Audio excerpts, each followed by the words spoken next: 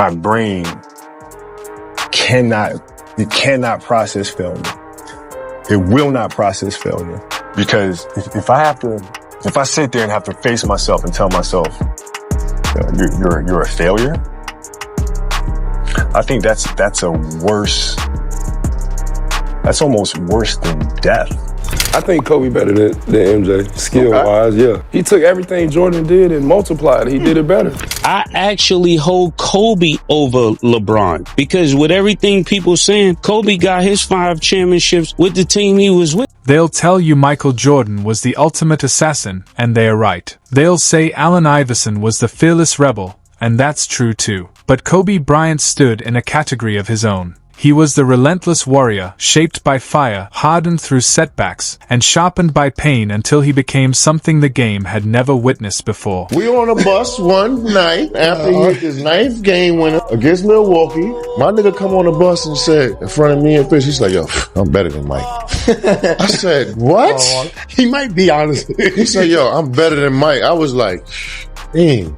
You going a long way with that. Like, you better than Mike? That's how you feeling? Michael Jordan scored 38 while barely able to stand, battling what was later revealed to be food poisoning. One night of misery that turned into a chapter of legend. A single game where pain couldn't stop him, and greatness refused to sit down. I wake up about 2:30, throwing up left and right. At 3:30 this morning, Michael Jordan woke up with flu-like symptoms, and he couldn't go back to sleep. I stayed in bed all day. Couldn't eat anything, couldn't hold nothing down. It was heroic. It was unforgettable. But it was one night. Allen Iverson, on the other hand, walked into the 2001 finals carrying injuries that could fill a medical chart. Yet he kept playing, kept attacking, kept refusing to back down. And Iverson is up.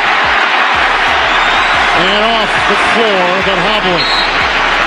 Iverson fought through a bruised tailbone, a damaged hip, a sprained shoulder, and an inflamed knee. The injuries piled so high the medical staff once had to hide his uniform just to keep him from suiting up. He simply refused to believe the human body had limits. But then there was Kobe. He didn't just play through pain, he played an entire season with his shooting hand torn apart. The report read like something out of a medical journal. A full tear of the radial collateral ligament, an avulsion fracture, and a plate injury at the MCP joint. Injuries that should have sidelined anyone else, yet Kobe kept taking the floor, kept competing, kept demanding more from himself than seemed humanly possible. As tough as he is, he was writhing in pain. So if you see Kobe writhing in pain, then you know it hurts. Yeah.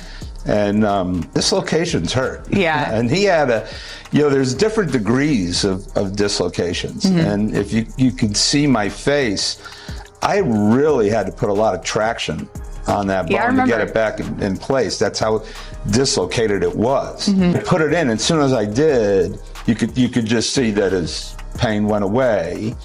Anybody else would have still been in pain, but he walked right back on the court. Yeah, before I could even tape it, because I wanted to tape it, he was already gone. His finger was held together more by sheer determination than by tissue. Surgery was the logical choice, but Kobe refused. This wasn't about one night like Jordan's flu game. It wasn't about one series like Iverson's finals run. This was an entire season, game after game, shot after shot. With his shooting hand literally broken, Kobe kept playing as if pain was just another opponent to outlast. Him have his index finger taking it off the ball, using his thumb more, using his middle finger more to get the rotation. Would you ever know that this guy has a broken finger?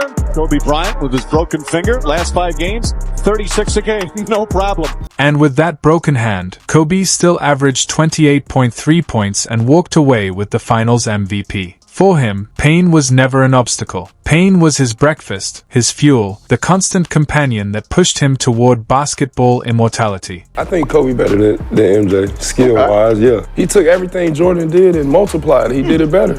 So it had more, it added himself to it. What did he do that MJ didn't do? Dude, he had a fadeaway drive, pump fake, this way. He enhanced the perimeter skill set. The so toolbox on the perimeter. Yeah. When you talk about footwork, so he took MJ's mid-range footwork and he put it to the footwork. No. Y'all let media You know I'm a student. Kobe. Okay, you a student? Then why are you talking about Kobe enhanced MJ's moves when you're only talking about MJ 95, 96, 90? Kobe don't look nothing like MJ in 84 to 93. He don't know who that is. He learned Michael Jordan's old comeback with the post-up fadeaway. That's the MJ he mimicked. He did not mimic Air Jordan. Imagine the nightmare every basketball purist secretly plays out. 1-on-1 to 11, everything on the line. Jordan punishes you with that timeless fadeaway, smooth, artistic, impossible to guard. Iverson shatters your ankles with crossovers so explosive they bend reality itself. But Kobe doesn't just beat you, he breaks you down piece by piece. He'll hit the same shot on you 11 straight times just to prove that knowing what's coming doesn't mean you can stop it. He'll point to the exact spot on the floor, tell you what's about to happen, then rise up and drain it with you draped all over him, like a prayer destined to go unanswered.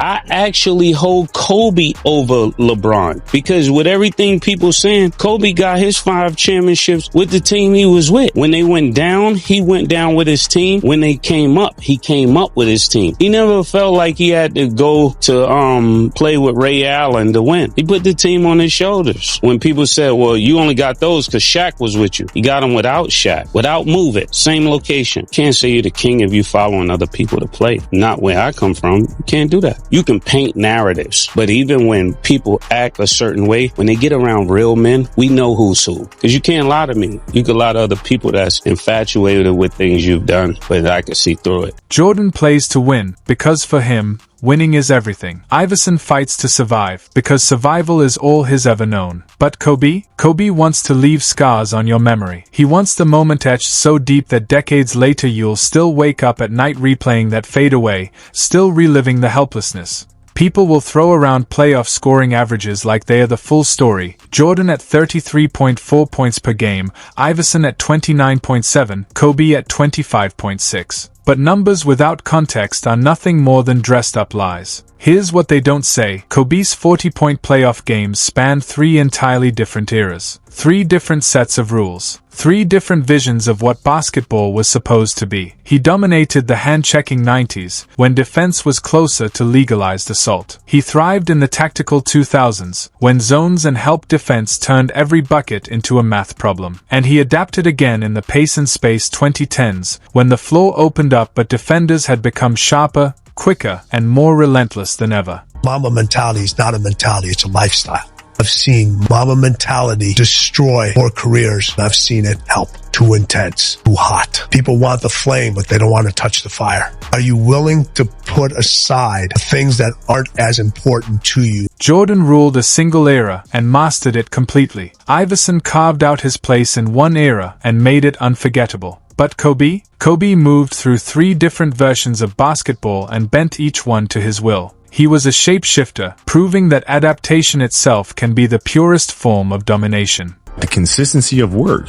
Monday, get better. Tuesday, get better. Wednesday, get better, right? And you do that over a period of time, not like 1 month or 2 months. I mean, it's 3, 4, 5, 6, 7, 8, 9, 10 years. And then you can get to where you want to go. In 2001, when defense was little more than legalized violence, Kobe still poured in 29.4 points per game in the playoffs, scoring while being grabbed, shoved, and hit on nearly every possession. In 2009, when zones and help defense were at their peak and every basket required solving a 5-man puzzle, he averaged 30.2 and carried his team to a championship by dismantling every scheme in his path. And in his final playoff run, at 33 years old, with a torn Achilles that would have ended most careers, he was still averaging over 30 a night before the injury finally took what time alone could not. Jordan mastered his era. Iverson perfected his style. But Kobe mastered basketball itself, every version of it, every evolution of it, every way the game could possibly be played. Of all the creatures that you could have pulled for yourself, why that one?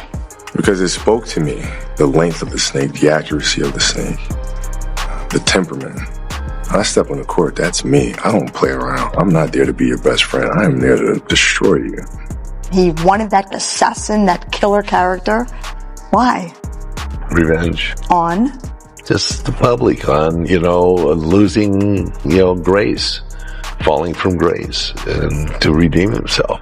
Let me paint a picture of suffering that makes other legendary moments look like light workouts. Jordan's flu game, really food poisoning, had him battling weakness for 44 minutes, and it became iconic, a snapshot of greatness through pain. Iverson's 2001 finals run was pure defiance, an elbow drained daily, sprains stacked on bruises, his body breaking down while his will refused to. But Kobe Bryant? His entire career was a medical impossibility. In 2000, he played through a badly sprained ankle in the finals. In 2002, with food poisoning against the Spurs, he still dropped 40 between trips to the locker room. In 2008, he won MVP with a torn ligament in his shooting hand, a tear doctors said required immediate surgery. In 2009, he won a championship with a broken finger that never healed. In 2010, he fought through an arthritic knee so bad it required in-game drainage, literally needles in his knee during timeouts, and still captured Finals MVP. In 2012, he played with a broken nose and concussion, masked like a superhero who didn't need a secret identity. And in 2013,